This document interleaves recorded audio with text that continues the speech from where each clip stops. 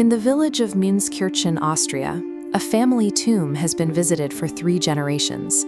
It lists a shoemaker, his wife, their children, and the people they raised. But one name is missing. The family didn't run out of space, and they didn't forget her. They chose to leave the stone blank. The missing name belongs to Maria Mandl, the woman prisoners called the Beast of Auschwitz. As the head overseer of the women's camp, she held total control over life and death. Mandl personally directed the selections, sending an estimated 500,000 women and children to the gas chambers. After the war, many perpetrator families relied on a common defense. They claimed their relatives were just following orders, or they made excuses to avoid the weight of the crimes. The Mandl family did the opposite. They were a devout Catholic household that had historically opposed the Third Reich. Their decision to permanently erase Maria from their history creates a rare contrast in a post-war world defined by denial. Maria's father, Franz Mandl, was a shoemaker who supported the Christian Social Party, a conservative Catholic group that stood against Hitler's movement long before the war began. When Germany annexed Austria in 1938, joining the Nazi Party was the easiest path to safety and profit.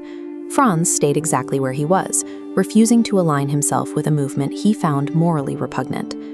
While most families didn't reckon with the crimes of the Reich until the trials of 1945, Franz disowned his daughter in 1938. The moment Maria voluntarily took a job at the early concentration camps, her father severed contact. This timeline shows the escalation of the camps alongside Franz Mandl's decision. Even before the gas chambers existed, he looked at the system Maria had chosen and made a decisive moral judgment. To him, the daughter he raised was gone the moment she stepped into those gates. While Maria was perfecting the selection process at Auschwitz, her mother, Anna, was attending Mass every day in Münzkirchen. She prayed for Maria's soul, seeking divine mercy for a daughter whose actions had already placed her beyond the reach of her family. Franz Mandl avoided the rationalizations that plagued so many German and Austrian families. By drawing a fixed moral line early, he decided that some choices were simply beyond the protection of a family name. In January 1945, the Reich collapsed. Maria fled Auschwitz as Soviet forces closed in, hiding among the millions of refugees flooding the roads. 6 months later, she returned to Münzkirchen. She walked up to her father's house and knocked, seeking the sanctuary of the only home she had left. Maria was no longer selecting prisoners, she was traveling with one. Accompanied by her SS lover and a Jewish prisoner named Mo, she reached her father's home as a refugee, now dependent on the same mercy she had spent years denying others.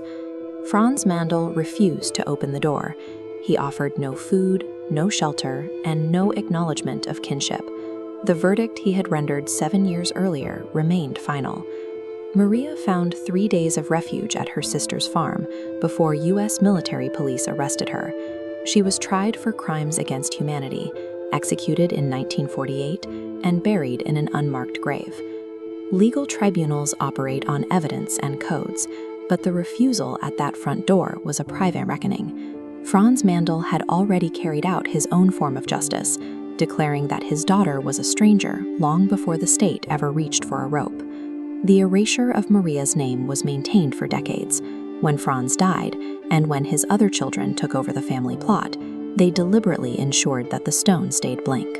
While the family's judgment was clear, the official record was not. For 7 decades, her death certificate classified her as a victim of National Socialism. It took until April 2017 for an Austrian court to finally strike through the error and list her as a perpetrator. The government took 70 years to correct the paperwork. The Mandl family had reached the same conclusion in 1938 and never wavered. Most people find ways to excuse the inexcusable when it wears a familiar face.